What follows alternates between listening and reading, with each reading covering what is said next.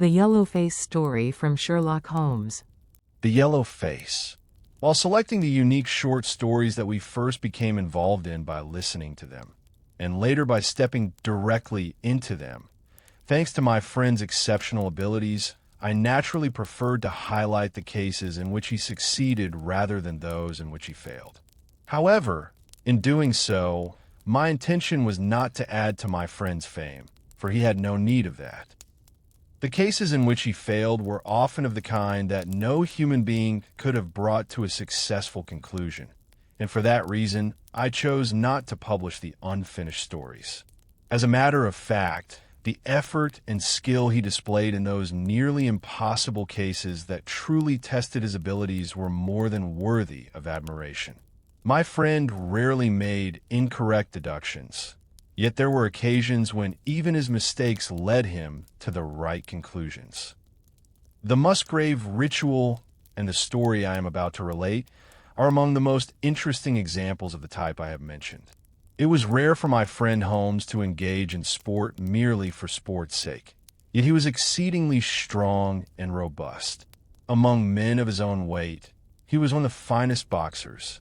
Still, he regarded the unnecessary exertion of the body as a waste of energy and moved only when his work required it. Once he did set himself in motion, however, he seemed incapable of fatigue. Under such conditions, his ability to remain in training was truly admirable. He neither ate nor drank excessively and was remarkably moderate in his habits and lifestyle. Apart from his occasional use of cocaine, he had no bad habits, even that he resorted to only when he had no case in hand and found nothing of interest in the newspapers, merely to break the monotony of life. On one of those early spring days, we had gone for a walk in the park. The linden trees were putting forth fresh shoots, and the chestnuts were slowly beginning to show their prickly husks. We walked together for nearly 2 hours. We spoke very little, for as two friends who knew each other intimately, we had no need of constant conversation to understand one another. When we returned to our home on Baker Street, it was nearly 5 o'clock. As the page boy opened the door, he said, "The gentleman was here before you, sir." Holmes shot me an irritated glance. "An afternoon walk?" he said. "I suppose the gentleman is no longer here?" "That's right, sir." "You didn't ask him in?" "I did, sir. He waited for a while." "How long did he stay?" "Half an hour, sir." The gentleman was extremely restless and could not sit still. He paced up and down the room. At last he went out into the corridor and shouted, "Is this man never coming?" "Those were his exact words, sir. I told him, if you wait a little longer, he will come. Then I shall get a breath of air, for I feel as if I am suffocating," he said, and added, "I shall return shortly, before leaving." I could not prevail upon him to remain, no matter what I said. As we entered, Holmes remarked, "You did what you could, just when I am in need of case, to miss this man. What a luck, Watson!" And, judging by his impatience, the matter must have been of importance. "Look here, that is not your pipe upon the table. You must have forgotten it. A briar-root pipe with a long amber stem. I wonder how many genuine amber mouthpieces there are in London. Some believe that amber containing a fly is an omen. For a man to leave behind a pipe he values so highly, his distress must be considerable indeed. How do you know that he values his pipe so highly?" I asked. "The pipe, new, would cost 6 or perhaps 7 pence. As you see, both the stem and the amber mouthpiece have been repaired once, and silver bands were used in the repair. The silver is worth more than the pipe itself. If a man chooses to incur such expense rather than buy a new pipe, he must value it greatly." Holmes turned the pipe over in his hand with his characteristic absent-minded gaze. "Have you drawn any other conclusions?" I inquired. Raising the pipe aloft, he tapped it with his long, slender forefinger in the manner of a professor lecturing on bones. "Pipes are exceedingly interesting objects. With the exception of watches and shoelaces, they are the most personal of possessions. However, the traces here are neither very distinct nor very important. The owner of this pipe is strong and muscular, left-handed, in possession of excellent teeth, somewhat careless in his habits, and under no necessity to economize. My friend delivered all this in the most casual manner, as though it were the simplest of matters, yet he glanced at me to see whether I had grasped his reasoning. "How did you infer that a man with a 7-penny pipe is well-to-do?" I asked, turning the pipe over and tapping it lightly in his palm. He replied, "It contains Grosvenor mixture tobacco. It costs 30 pence per 100 grams. He could obtain very good tobacco at half the price. If he chooses this, he must be comfortably off." "And how did you arrive at your other conclusions?" "He is accustomed to lighting his pipe from a gas lamp. You will observe that one side of the bowl is deeply charred. That would not happen if he used matches. No one holds a match beneath a pipe, but if you light it from a gas lamp, the end must inevitably become scorched. Since the right side is charred, the man must be left-handed. If you were to light your pipe at a gas lamp, you would hold it in your right hand, and the left side would be scorched. You might occasionally use your left hand, but since you predominantly use your right, the left side will be noticeably more burned.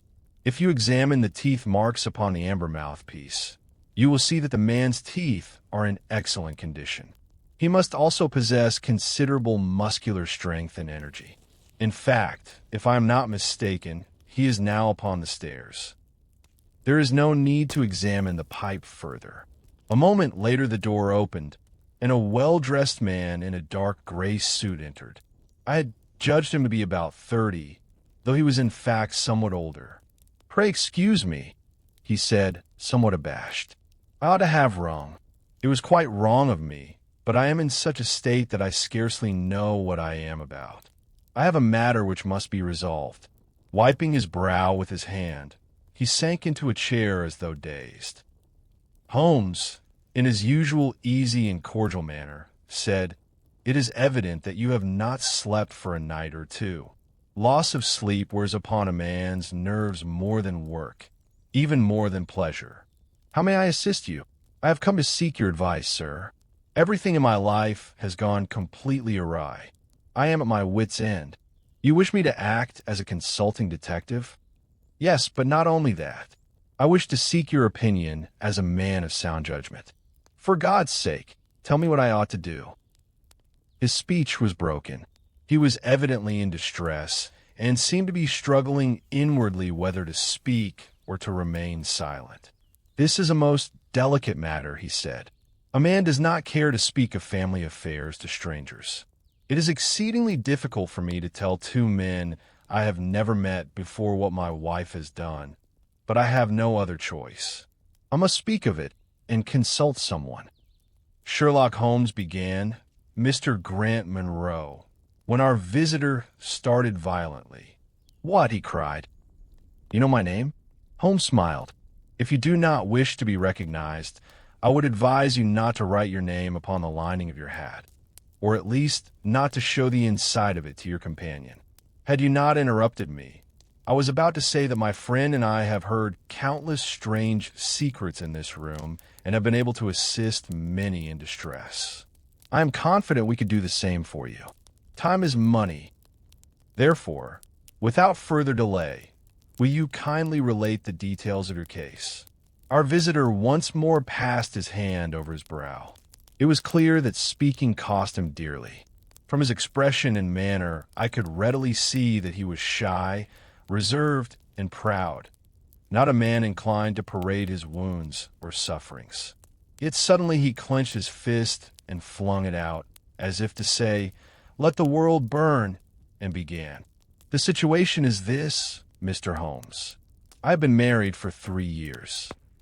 From the day of our marriage, my wife and I lived in perfect happiness and harmony. We were ideally suited to one another in every respect. But since last Monday, a wall has suddenly risen between us, and something in my wife's life has completely altered ours.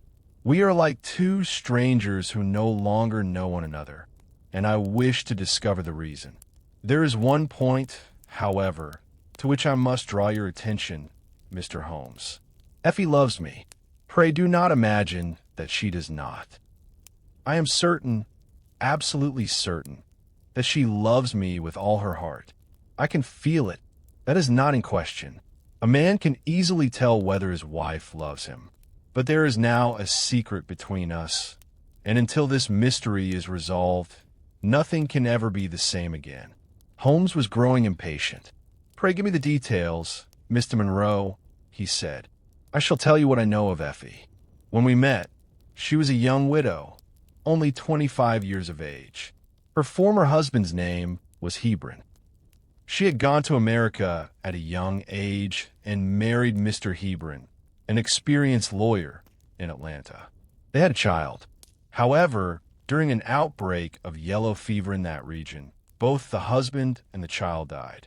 I have seen the official death certificate with my own eyes. My wife, unable to remain in America after that, returned to her aunt in Pinner in Middlesex. Her husband left her a considerable fortune. When we married, she possessed a capital of £4,500, yielding 7% annually. She had been living with her aunt only 6 months when we met. We fell in love and were married a week later. I am engaged in the trade of brewing materials, and my annual income averages between £700 and £800. As we were in comfortable circumstances, we rented a villa in Norbury at £80 a year. Though close to town, it is quite like a village. A little way beyond us stands an inn and 2 houses, and on the other side of the field there is a house which faces ours. Apart from these, there are no other dwellings until halfway to the station road. At certain seasons, I must frequently go into town on business, but during the summer I have little to do and spend most of my time at home, where we lived in perfect happiness until this accursed affair occurred. Until then, there had not been the slightest trouble between my wife and me. Before I relate the incident, however, there is one more matter you must know. When we married, my wife insisted, against my wishes, upon transferring her entire fortune to me. I told her it was a bad idea, and that if my business were to fail, we might lose everything. Nevertheless, at her insistence, it was done. About 6 weeks ago, she came to me and said, Jack, when you took my money, you promised that I might draw upon it whenever I wished. Do you remember? Of course. You may have as much as you like. Then will you give me £100? I was surprised at the amount, for I had assumed she wished to buy a new dress or something of the sort. Is anything the matter? What do you need the money for? I asked. Laughing it off, she said, Didn't you tell me that you were my banker? Don't you know that bankers never ask questions? If you need the money, of course I'll give it to you, I said. Yes, I really do want it. Won't you tell me what it is for? Perhaps I will someday, Jack, but not now. Without pressing her further, I wrote her a check for the £100 she requested. Although I now knew that she had a secret she was keeping from me, I gave the matter no further thought. It may have no connection at all with the events I am about to relate, but I felt I ought to mention it. I told you that there was a cottage near our house. Only a field lay between us, though to reach it one had to follow the main road and then turn onto a side lane.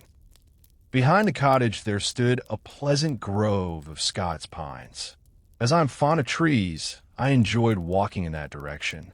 The house I mentioned had stood empty for 8 months. It was a charming 2-story place with an old-fashioned veranda and a garden full of honeysuckle, and I often felt sorry to see it standing vacant. Many times I had paused before it, imagining what a delightful family home it would make. Last Monday evening I went walking that way again. An empty cart passed me, and when I saw a number of carpets and other furnishings lying on the grass beside the veranda, I immediately understood that the house had been let.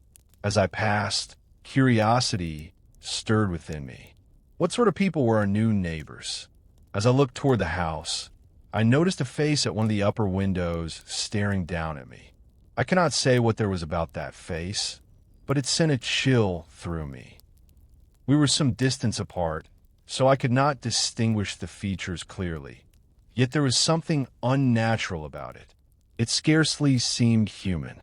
I advanced toward the house to get a better look at the person who was watching me. But as I approached, the face suddenly disappeared. It vanished so quickly that it seemed to dissolve into thin air. I stood there for 5 minutes, trying to make sense of what I had seen. Being so far away, I could not tell whether the face belonged to a man or a woman. But what struck me most was its color, a strange hue somewhere between leaden gray and chalky white. Moreover, it was rigid and expressionless to a degree that seemed unreal. I was so disturbed that, to calm myself, I felt compelled to learn who had moved into the house. I approached and knocked at the door. It opened almost immediately. A tall, thin woman with a harsh expression stood before me. "What do you want?" she asked in a northern accent. Gesturing toward our own house, I said, "I am your neighbor from across the way. I saw that you had moved in and thought I would inquire whether you required anything." "Well, if we need anything, we'll ask for it," she replied, and shut the door in my face. Her rudeness annoyed me, and I turned back home. That evening, though I tried to occupy my thoughts with other matters, the face at the window and the coarse behavior of the woman who answered the door would not leave my mind. As my wife is extremely sensitive and easily affected, I resolved not to tell her about the face I had seen. I did not wish her to be troubled as I had been. However, before going to bed, when I mentioned that the nearby house had been taken, she said nothing. I am a heavy sleeper, and my family has often made a joke of it. Yet that night, perhaps owing to what I had experienced, I could not fall into a proper sleep. While half asleep, I became aware of movement in the room. Gradually, I realized that my wife was dressing and putting on her cloak and hat. I was just about to murmur a question as to where she was going at such an hour when, in the dim candlelight, I caught sight of the expression on her face and was struck dumb. I had never seen such a look upon her features. I could not have imagined her face capable of such an expression. She was as white as death, and her breathing was quick and uneven. As she put on her cloak, she cast furtive glances toward me to ensure that I slept. Convinced that I was asleep, she slipped quietly from the room. Shortly afterward, I distinctly heard the creaking of the hinges of the front door. I sat upright in bed and tapped the iron of the bedstead to assure myself that I was not dreaming. No, I was awake. It was all real. I drew my watch from beneath the pillow and looked at it. It was 3 o'clock. Where could my wife have gone at 3 in the morning in such a lonely place? For 20 minutes, I searched my mind for a reasonable explanation, but the more I thought, the more incomprehensible it became. While I was still wrestling with these thoughts, I heard the front door close softly and footsteps ascending the stairs. The moment my wife entered the room, I said, "Where have you been, Effie?" At the sound of my voice, she started violently and uttered a sharp cry. Her start and her cry troubled me even more than her secret departure, for they betrayed a sense of guilt. Until then, my wife had always been frank and open with me. That she should creep into the room like a thief and scream upon hearing her husband's voice cut me deeply. "Were you not asleep?" she exclaimed. "I thought nothing short of cannon fire would wake you," she added with a strained laugh. Once more, and more sternly, I asked, "Where were you?" "You are right to be surprised," she said. I could see her hands trembling as she removed her cloak. I have never done such a thing before. The truth is, I felt terribly stifled. I thought I should faint and needed air. I opened the door and stood outside for a few minutes in the fresh air, and that restored me. She never once looked me in the face as she spoke, and her voice was not as usual. It was plain as day that she was lying. I made no reply, but turned my face to the wall, my mind filled with 1,000 poisonous doubts and suspicions. Was my wife hiding from me? Where had she gone at that hour of the night? Until I found the answers, I could know no peace. Yet I dared not question her further, for I knew she would only lie again. All night long, 100 wild and terrible possibilities ran through my head. I had business in town that day, but my mind was so disturbed that I was in no condition to attend to it. My wife was at least as uneasy as I was and watched me with searching eyes. She evidently perceived that I did not believe her story, yet seemed uncertain what to do. We scarcely spoke at breakfast, and as soon as I had finished, I went out.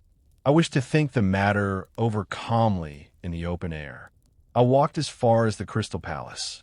After wandering in the countryside for about an hour, I returned to Norbury at 1 o'clock. As I passed the cottage again, my eyes were fixed upon its windows, wondering whether I might once more see that strange face. As I stood there gazing at the house, the door suddenly opened, and my wife emerged. I was astounded. Yet my astonishment was nothing compared to hers when our eyes met.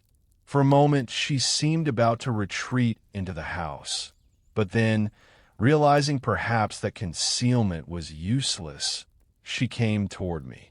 The smile upon her lips could not disguise the pallor of her face or the fear in her eyes. "Oh, Jack," she said, "I just came to see whether our new neighbors required anything. Why do you look at me like that? You are not angry, are you?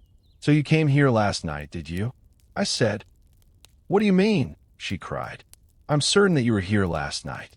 Who are these people whose house you visit at such an hour? I demand to know. This is my first visit to this house." "You are lying," I exclaimed. "Even your voice sounds different.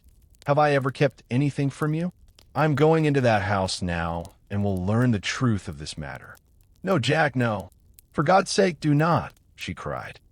"I beg you, Jack, do not," she cried. "One day I will tell you everything. But if you enter that house now, it will bring nothing but misery upon us." As I struggled to free myself, she clung to me more tightly and continued to plead. "Trust me, Jack. If you trust me, you will never regret it. If I conceal anything, it is for your own good. Our whole life depends upon it. If you come home with me now, all will be well.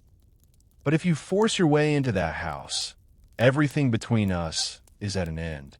She spoke with such earnestness and despair that her words moved me. I hesitated at the door. At last, I said, "I will trust you on one condition. From this moment, this mystery must end. You are free to keep your secret, but I will not have you slipping out of the house at night and coming here without my knowledge. If you promise me those two things, I am willing to forget all that has happened." She seemed relieved. With a deep sigh, she said, "I knew you would trust me. Everything shall be as you wish. Come now, let us go home." She still held my arm as we walked away. Before leaving, I cast one last glance behind me, and there, at the upper window, that leaden yellow face was watching us. What connection could there be between that creature and my wife? And what business could that coarse woman I had seen before have with her? Until I solved this mystery, I could know no rest. For 2 days after this incident, I did not leave the house, and my wife appeared to abide by our agreement. To the best of my knowledge, she did not step outside. But on the 3rd day, I discovered that her promise had lost its force, and that whatever secret possessed her had led her to disregard both me and her duties toward me. That morning I had gone into town and returned not by the usual 3:36 train, but by the 2:40. When I entered the house, the maid ran into the sitting room with a startled expression upon her face. "Where is your mistress?" I asked. "I believe she has gone out for a walk," she replied. Suspicion seized me entirely. I went upstairs to assure myself that my wife was indeed not at home.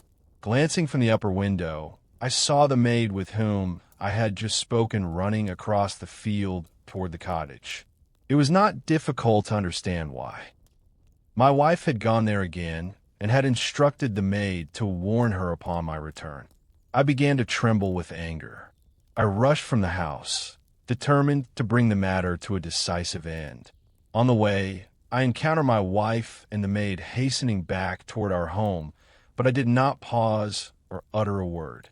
The secret that had descended upon my life like a nightmare lay within that house. Whatever the cost, I was resolved to solve the mystery once and for all. When I reached the cottage, I did not even knock, but turned the handle and burst inside.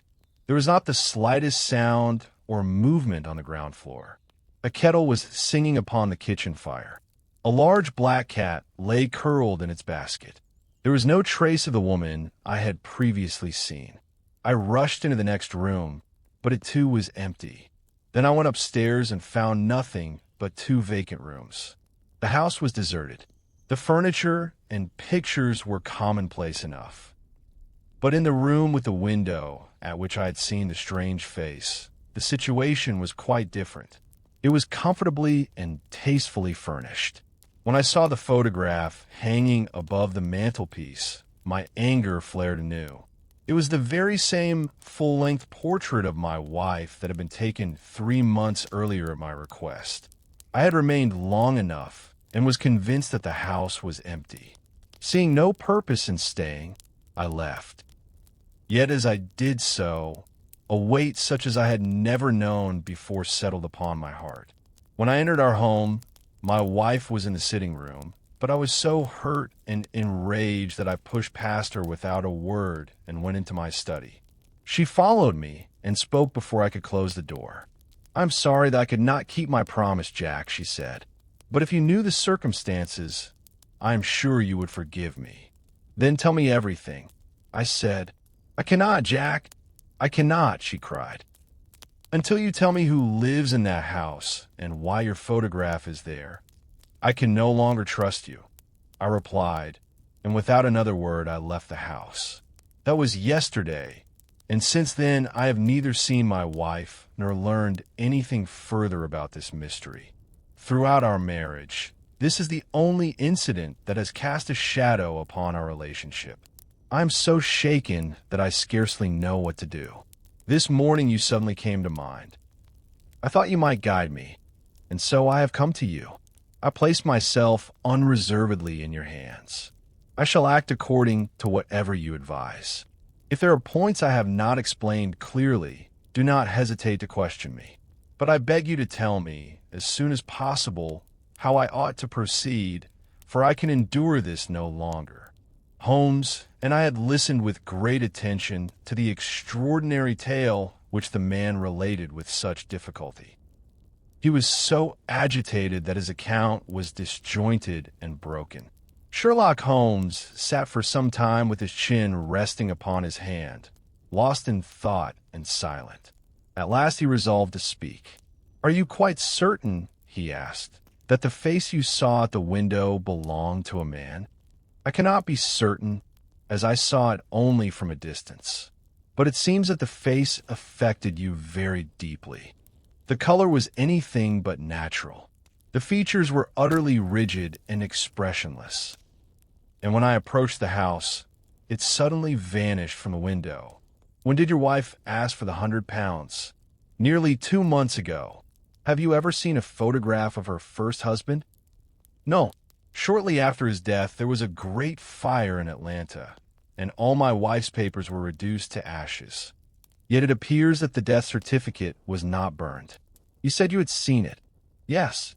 She obtained a duplicate of the document after the fire." "Have you ever met anyone who knew your wife in America?" "No." "Has your wife ever spoken of going back to America?" "No." "Has she ever received any letters from America?" "No." "Thank you. I must now think a little about this matter. If they have completely abandoned the house, our task will be difficult. But if, as I suspect, they left it only temporarily upon learning of your arrival and have now returned, we shall resolve the matter easily. My advice to you is to return to Norbury and watch the windows of the house. If you're convinced that someone is inside, do not attempt to enter, but send us a telegram. Within an hour of receiving it, we shall be there and uncover the truth of this affair. And if the house is still empty, in that case we shall come and speak with you tomorrow. For now, good day, and above all, do not allow yourself to be consumed by anger until the truth is known. After seeing Mr. Grant Monroe to the door, my friend Holmes returned and said, I fear there is something unpleasant about this case. Watson, what is your opinion? I too detect something disagreeable, I replied. I believe there is blackmail involved. But who is the blackmailer? The person who inhabits that one well-furnished room and hangs the lady's photograph above the mantelpiece. Believe me, Watson, that yellow face at the window is the key to this case, and I would not exchange such a problem for anything in the world. Have you a theory, then? Yes, a rough one as yet, not fully developed, but I scarcely think I am mistaken. The woman's first husband is living in that house. How on earth did you arrive at such a conclusion?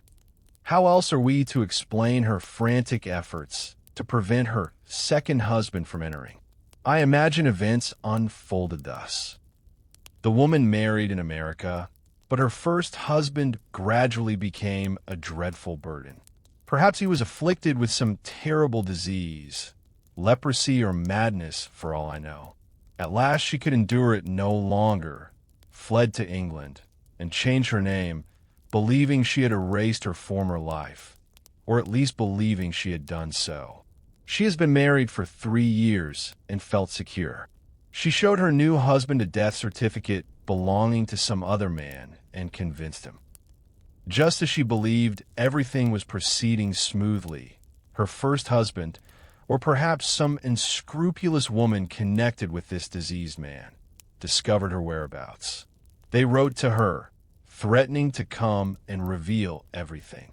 She took £100 from her husband to rid herself of them. Yet despite this, they came to England and settled in the house opposite. When her husband mentioned that the house had been taken, she realized who the newcomers were. She waited until he slept and hurried across to plead with them to leave her in peace.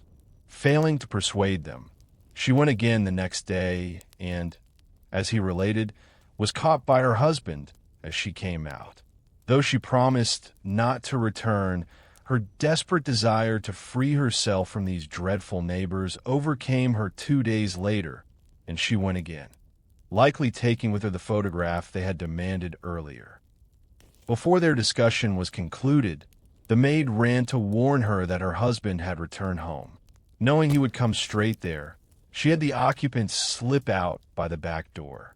No doubt she told them to hide in that grove of Scots pines the gentleman mentioned. That is why he found the house empty.